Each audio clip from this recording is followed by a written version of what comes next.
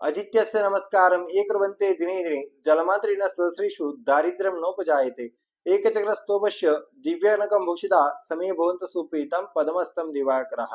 रामकृष्ण हरी मौली, मी ज्योतिष आचार्य वेदांत कुलकर्णी आपले आपल्या युट्यूब चॅनल स्वामी ज्योतिष ऑफिशियल मध्ये आपले सहर्ष स्वागत करत आहे। मित्रांनो, आज या व्हिडिओच्या माध्यमातून आपण एकादशी तसेच मकर संक्रांत याबद्दलचा जो मनामध्ये आपल्या संभ्रम निर्माण झालेला आहे त्याबद्दलची माहिती या व्हिडिओच्या दरम्यान आपण बघणार आहोत।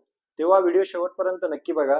चॅनलवर नवीन असेल तर चॅनल नक्कीच सबस्क्राइब करावे, तसेच व्हिडिओ आवडल्यास लाईक करा व आपल्या मनामध्ये जर काही प्रश्न असेल तर कमेंट सेक्शन मध्ये विचारायला विसरू नका। असो, शके 1947 वार बुधवार 14 जानेवारी रोजी ठीक 3:06 सूर्यदेवता हे मकर राशीमध्ये प्रवेश करणार आहे। त्यालाच आपण मकर संक्रांत असं देखील म्हणतो।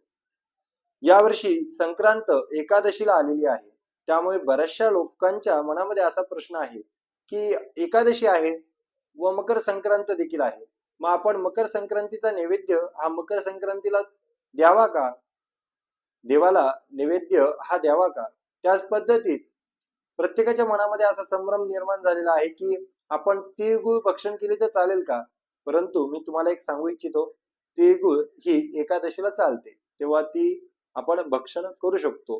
त्याच पद्धतीत जे काही नैवेद्य आहे तो देवाला आपल्याला दाखवावाच लागणार आहे, कारण देवाला एकादशी नसते। त्यामुळे प्रत्येकाने देवाला नैवेद्य हा दाखवायचा आहे।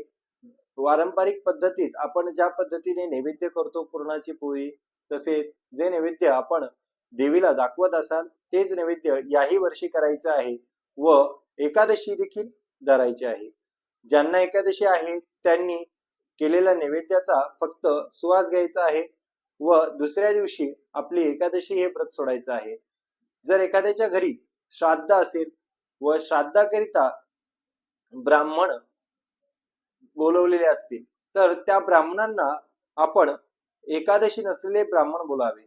जर एकादशी असेल ब्राह्मणाला तर त्याला जे फराळ आपण देऊ तेच फराळ आपण स्वतः भक्षण करायचं आहे। त्याच पद्धतीने पितरांना पिंडदान करण्याकरिता श्राद्धाकरिता जो काही भात आहे तो तांदळाचाच शिजवायचा आहे।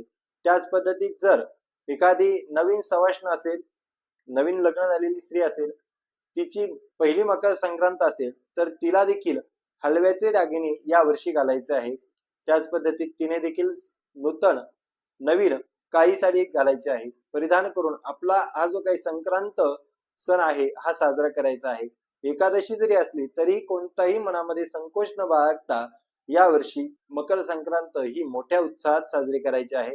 असो, सर्वांना मकर संक्रांतीच्या हार्दिक शुभेच्छा। त्याच पद्धतीत तिळगुळ घ्या, गोड गोड बोला। रामकृष्ण हरी।